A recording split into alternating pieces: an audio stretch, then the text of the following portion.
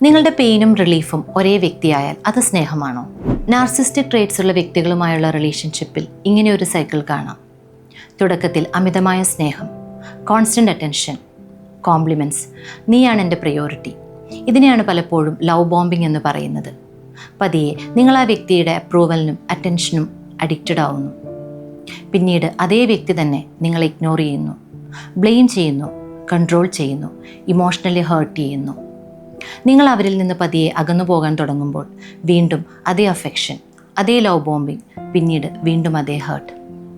ഇവിടെ ഏറ്റവും കൺഫ്യൂസിംഗ് ആയ കാര്യം നിങ്ങളുടെ പെയിനും നിങ്ങളുടെ റിലീഫും ഒരേ വ്യക്തിയാകുന്നു എന്നുള്ളതാണ്. അവർ നിങ്ങളെ വേദനിപ്പിക്കും, അവരിൽ നിന്ന് തന്നെ നിങ്ങൾ ആശ്വാസം തേടുകയും ചെയ്യും. ഇവിടെയാണ് ലവ് അഡിക്ഷനിലേക്ക് മാറുന്നത്. അതുകൊണ്ട് ഇത്തരം ട്രേറ്റ്സ് ഉള്ള ആളുകളുമായുള്ള റിലേഷൻഷിപ്പിൽ നമ്മൾ എപ്പോഴും ശ്രദ്ധിക്കേണ്ടത് അവരെ എങ്ങനെ മാറ്റാം എന്നുള്ളതല്ല, ഈ പാറ്റേൺ നമ്മെ എങ്ങനെ ബാധിക്കുന്നു എന്നുള്ളതാണ്.